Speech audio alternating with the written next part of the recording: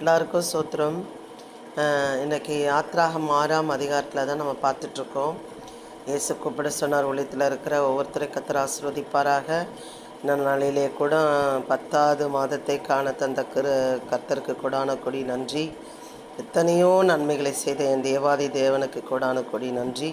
இந்த யூடியூப் வழியாக பார்க்குற ஒவ்வொருத்தருக்கும் இந்த வசனத்தில் தேவாதி தேவன் கொடுத்த இந்த ஜனங்களுக்கு வாக்கு தத்தத்தை கொடுத்த அத்தனையும் இந்த நாளிலே செய்வாராக.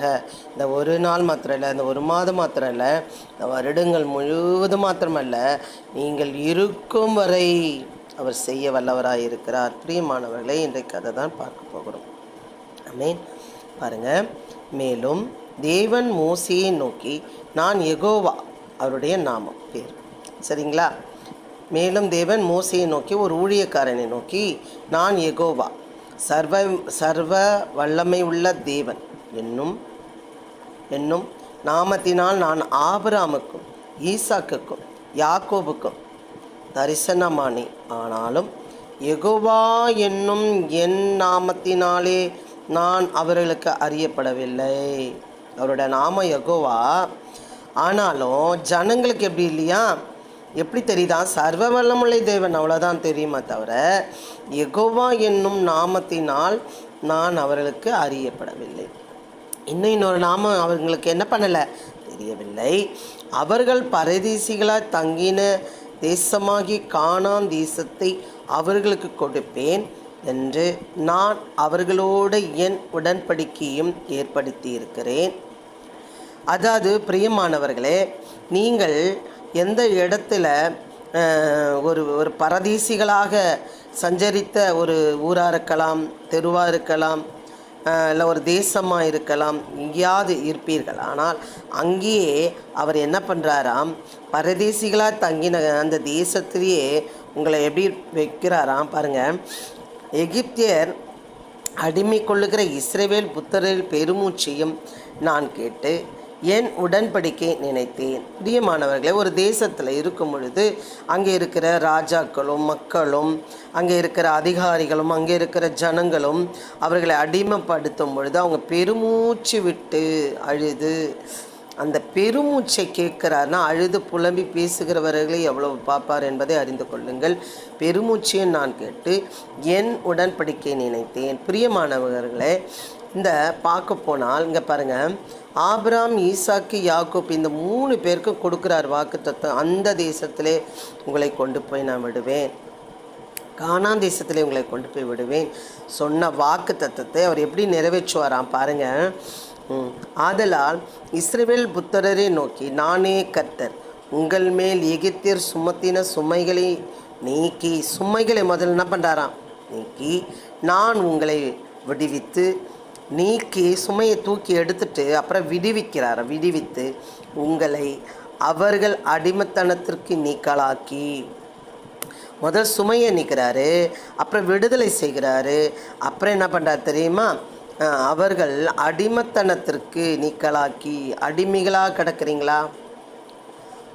சொந்தங்கள் மத்தியில், ஃப்ரெண்ட்ஸுங்க மத்தியில், வேலை செய்கிறவங்க மத்தியில், குடும்பங்கள் மத்தியில் அடிமைத்தனமாக இருக்கிறீர்களா? அவர் சொல்லுகிறார், அடிமைத்தனத்துக்கு நீக்கலாக்கி ஓங்கி கையினாலும் மகா தண்டனைகளினாலும் உங்களை மீட்டு. ஒரு இடத்துல ஒரு அடகு வச்சிட்டோம்னா அதை மீட்டு எடுக்கும்போது இருக்கிற ஒரு சந்தோஷம் இருக்குது பார்த்தீங்களா, பயங்கர சந்தோஷம். அதை காட்டிலும் ஒரு மனுஷனுக்கு அடிமையாக இருக்கிறது பயங்கரமான துக்கம். அவங்க உட்காருனா நில்லுனா நிற்கணும், போகணும், வான்னா வரணும், அது ரொம்ப துக்கம்.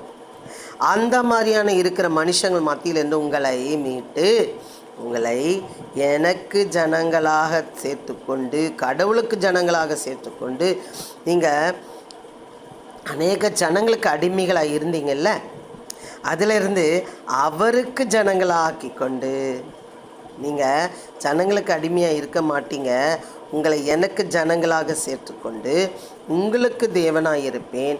உங்கள் மேல் எகிப்தியர் சுமத்தின சுமைகளை நீக்கி, அவருக்கு ஜனமும் ஆக்கினது இல்லாமல் அவர் நமக்கு எப்படி இருக்கிறாராம், தேவனாக இருப்பாராம். உங்கள் மேல் எகிப்தியர் சுமத்தின சுமைகளை நீக்கி உங்களை விடுவிக்கிற உங்கள் தேவனாகிய கர்த்தர் நான் என்று அறிவீர்கள். பிரியமானவர்களே, இன்று அவர்தான் உங்கள் தேவனாகிய கர்த்தர் நான் என்று அறிவீர்கள்.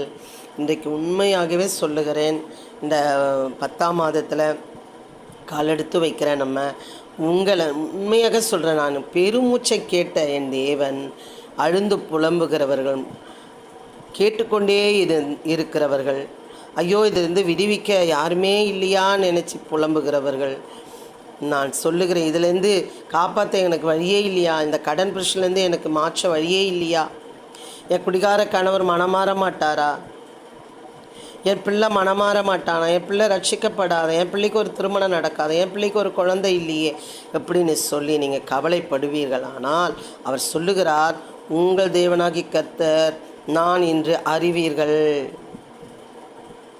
எப்படி அறிந்து கொள்வீர்கள்? பெருமூச்சை கேட்டு செய்கிற தேவன் கேட்டுக்கொண்டே இருக்கிற உங்களுக்கு செய்யாது இருப்பாரா? பிரியமானவர்களே, அவர் உங்களை விடுவித்து உங்களை காப்பாற்றி நீக்கலாக்கி விடுவித்து தண்டனைகளிலிருந்து உங்களை மீட்டெடுத்து உங்களை விடுவிக்கிற தேவனாக இருக்கிறார். சுமைகளை எடுக்கிற தேவனாக இருக்கிறார். நீங்கள் எங்கேயோ தங்கி சுமையை சுமந்து கொண்டு இருக்கிறீர்களா? இருதயத்தில் உங்கள் தலையில் சுமந்து கொண்டிருக்கிறீங்களா? இன்னைக்கு கொடுக்குற ஒரு வாக்குத்தத்தம், அவருடைய நாமம் யெகோவா என்னும் நாமத்தினால் நான் அவர்களுக்கு அறியப்படவில்லை, அதனால் இப்பொழுது என்ன பண்ணுவாங்க? அறிந்து கொள்ளுவார்கள்.